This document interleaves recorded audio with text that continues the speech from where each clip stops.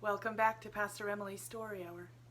Today we're reading a story that my family read aloud every year around Christmas time since as far back as I can remember. But again, as with so many of Hans Christian Andersen's stories, fair warning, this one, as I did not realize when I was 6 years old, this one is kind of a tragedy.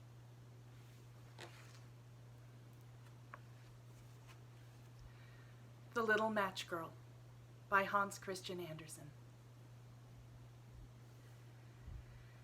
It was late on a bitterly cold New Year's Eve.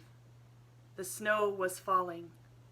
A poor little girl was wandering in the dark, cold streets. She was bareheaded and barefoot. She had, of course, had slippers on when she left home, but they were not much good, for they were so huge.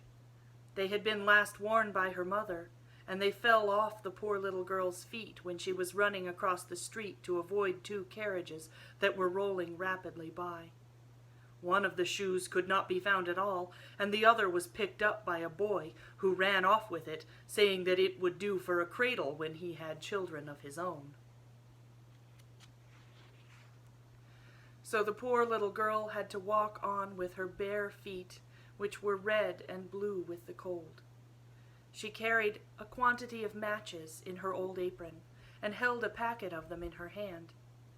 Nobody had bought any from her during all the long day, and nobody had given her a copper.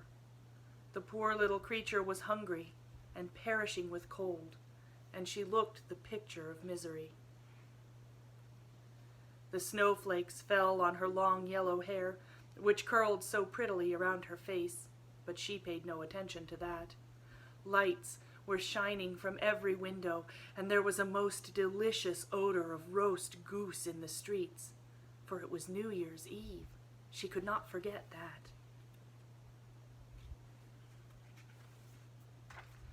She found a corner where one house projected a little beyond the next one, and here she crouched, drawing up her feet under her. But she was colder than ever. She did not dare to go home, for she had not sold any matches and had not earned a single penny. Her father would beat her, and besides, it was almost as cold at home as it was here. They had only the roof over them, and the wind whistled through it, although they stuffed up the biggest cracks with rags and straw. Her little hands were almost stiff with cold. Oh, one little match would do some good. If only she dared, she would pull one out of the packet and strike it on the wall to warm her fingers. She pulled out one. Brish! How it sputtered and blazed. It burnt with a bright, clear flame, just like a little candle when she held her hand round it. Now the light seemed very strange to her.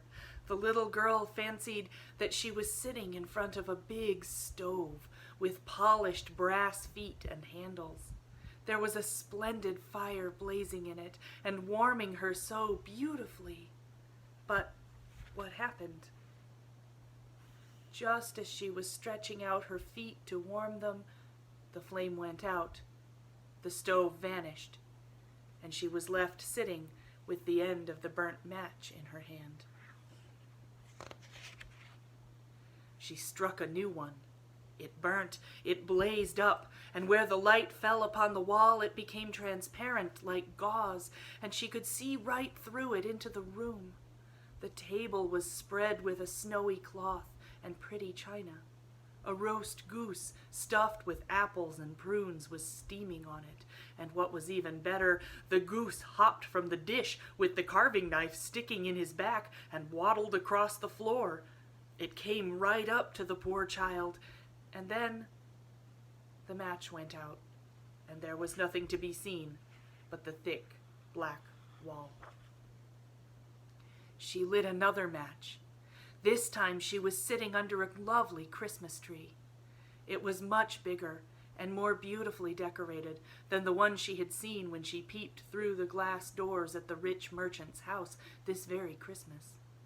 Thousands of lighted candles gleamed under its branches, and many colored pictures, such as she had seen in the shop windows, looked down at her. The little girl stretched out both her hands towards them, then out went the match. All the Christmas candles rose higher and higher, till she saw that they were only the twinkling stars. One of them fell and made a bright streak across the sky. Someone is dying, thought the little girl. For her old grandmother, the only person who had ever been kind to her, used to say, when a star falls, a soul is going to God.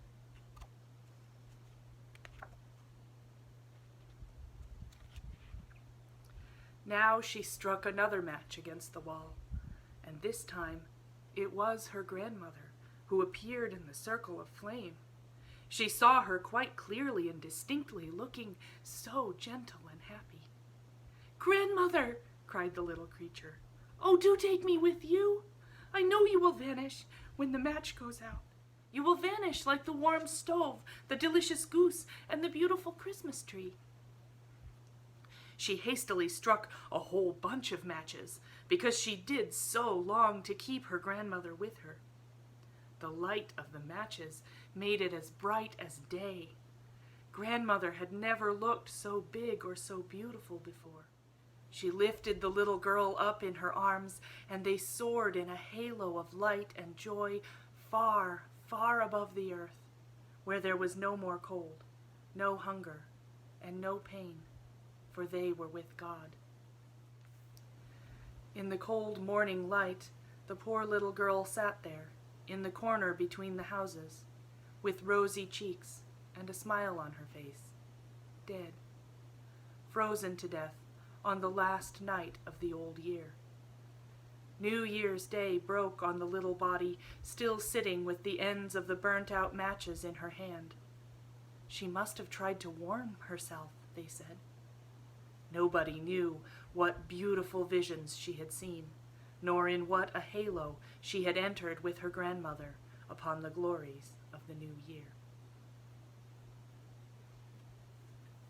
The end.